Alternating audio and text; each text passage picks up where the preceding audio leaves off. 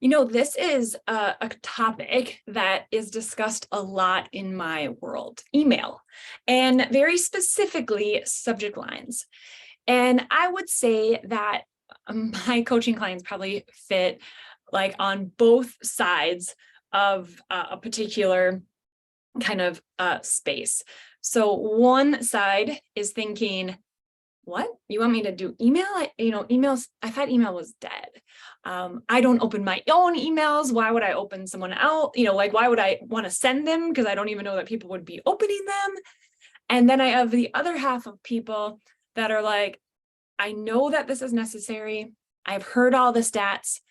I want to have my own process and system and whatnot, but I honestly don't have it in place. And of course, there's the small handful of people that actually have got this kind of on lock, right? They've got their weekly email going out. They have a way to have people opt in, all that fun stuff. But primarily I'm hearing, hey, what? Email? It's not dead. Or I'm hearing, I know it's important and I've got to get started with it. So to let you know, email is not dead. It is actually the one thing that most marketers actually agree on, that email, although less of an open rate than something like a text message, the conversion rate when you're on someone's email list is a lot higher. So I'm not going to get into all that today. We're here to talk about subject lines and how to craft those subject lines. So you may have noticed that the topic of this specific, or I guess the title of this specific episode, is one of my top 10 lists. And so I have a list of 10 different types of subject lines that you could use in your business. And you know what? There's no rule here. You could use all 10 on all 10 different emails, not all on the same one, but all 10 in all different emails at any given time. Or you may be someone that's like, you know what, this is the style of subject line that I'm going to go with all the time. And that's sort of me. So I'll share with you the 10 that I have listed out. Maybe you have some more types of subject lines you want to share with me. I would love to hear them. My ask is always to jump over to Instagram and let's carry on the conversation there. So let's dive into this top 10 list. So number one type of email subject line would be something with urgency. Now, this is honestly my least favorite. It's actually why I'm starting out with it. But sometimes it is necessary. So when would an urgent type of subject line be necessary? Well, if you are in the middle of launching a brand new product, launching a brand new service, and doors are closing on that, right? We've all been a part of some sort of email list where you are receiving email after email wanting you to jump into an offer. Now, I don't do big launches like that. I really like to just kind of have my doors open. People can work with me at any point. But this has been a very effective way for a lot of people to gain an audience and build their business. So therefore, a subject line that is urgent would be something like, hey, it's your last chance to save X amount of dollars or percentage on this specific purchase. So again, when that would make sense is if there's, right, doors are closing either on an event, a service, a product, or just simply there's an ending of a sale of some sort. So that would be an urgency subject line kind of topic. Number two is curiosity. So what this curiosity type of subject line would be is really to get them thinking. So an example of this would be, guess what we have in store for you, or guess what's happening next week, ... right?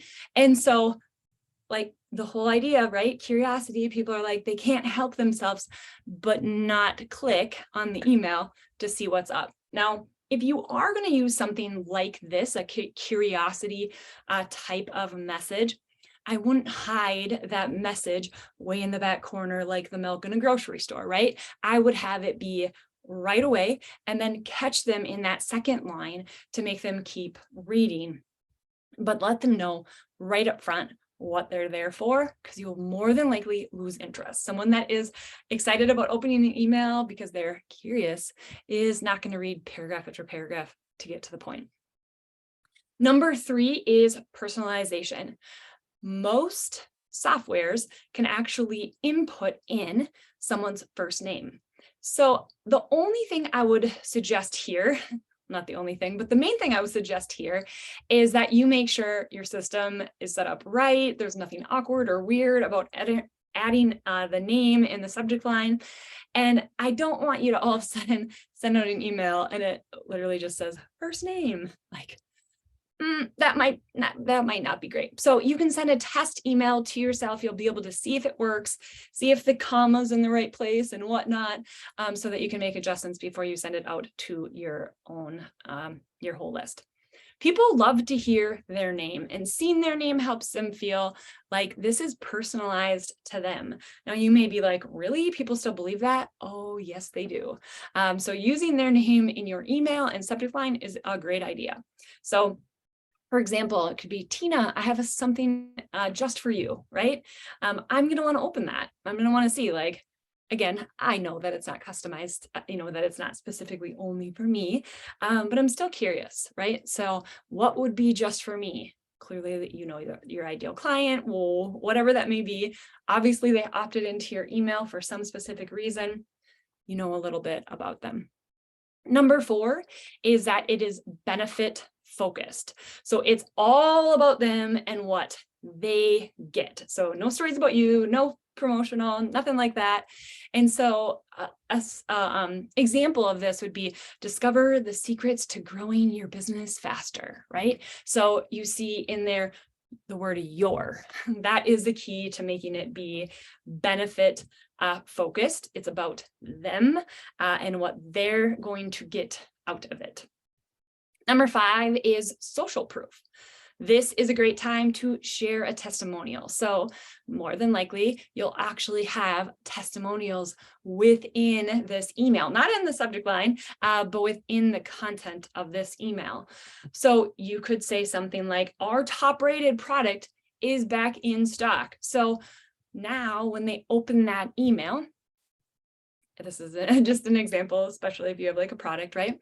They open that email and now they see testimonials from people that have rated this and made it their top product or your top product, right? Another social proof type of example could be click or, read this email to hear the results that this person has had, and you could say their name. And that is going to give you even more social proof. You have clients, you have people that are working with you, and then your ideal client can see themselves in that person. So helpful. Number 6, have it be a question. Make them think. So this is my favorite, and this is my go-to for my business. I like to leave some details out. I like to have people think, like what are they going to say, or what is she going to say? Not they, right? What is she going to say? This one isn't a total make you think, but at least it's a question, right? Do you want to grow your business this year? That's pretty simple. I think most people would say yes. And they're going to open that email hoping for an answer on how to grow their business. So for me, this would be a great subject line for me to throw out anytime because I have a kind of a hybrid program of coaching and training and an online resource / kind of program that I have that helps people grow their businesses. This would make sense. So what I want to kind of warn you of with this is when you ask that question, make sure that you have some really catchy first line. Sometimes that first line can really stress a person out. And honestly, it kind of should. Like that line is going to be a make or break on whether or not someone keeps reading. So you've got the subject line and the first line and the PS and all of that, kind of just got to take a step back. If you're not yet sending a weekly email, just get started there, right? So this is when you're wanting to polish that email even more, okay? So don't get stuck in perfectionism. I just like giving a lot of different ideas. So we're going to make them think with number 6, asking them a question. Number 7 is a numbered list. So I love numbers because I like to know what I'm in for, right? So if someone says, 3 ways to, or 2 ways that I blah, whatever it is, the number, 3 things to check off for whatever, right? So for example, the title of this specific episode is one of my top 10. So just by seeing the title of this podcast, that there are going to be 10 different things that I'm going to be sharing about within this specific episode. So here's a really simple one. Example, 10 tips to improve your email marketing game. If you are currently working on your email, that would be a great email to receive in your inbox because you want to be up leveling your game with your emails, right? Okay, number 8 is storytelling. I love this little quote. I should probably know who said it, but I repeat it, is facts tell, stories sell. I'm sure you've heard it as well. Stories are important. Stories help you relate. Stories help build a relationship, and they truly do help you sell someone into something that they may need.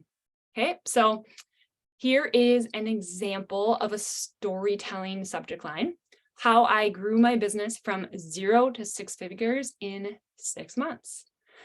That's an awesome story just in a subject line.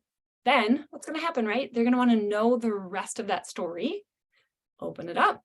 You better have the story in there. And it's going to help them want to read the whole thing so they get the punchline and all the stuff, right? We want to hear the whole story and not just half of it.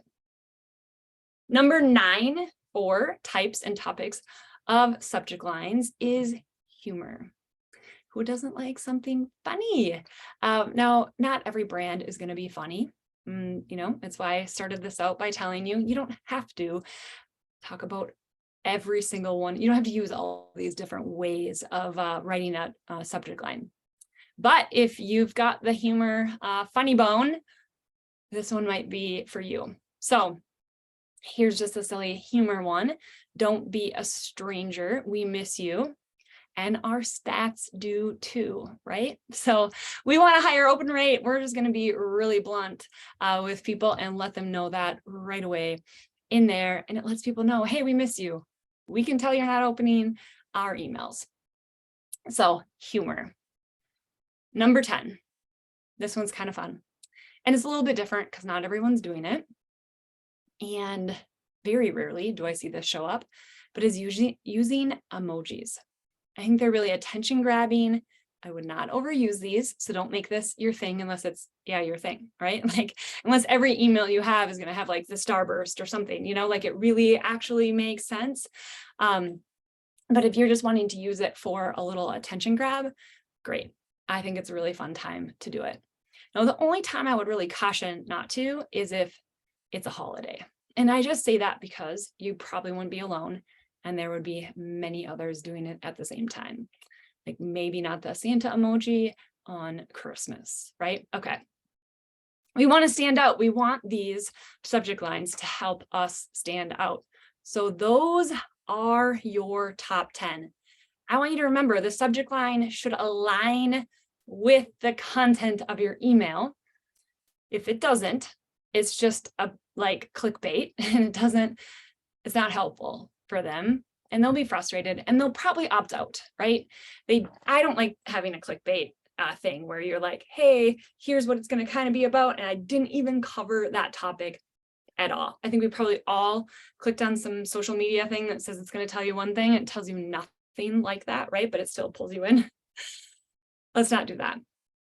And it also needs to resonate with your target audience. So subject line, email, all matching to your subject or to your target audience.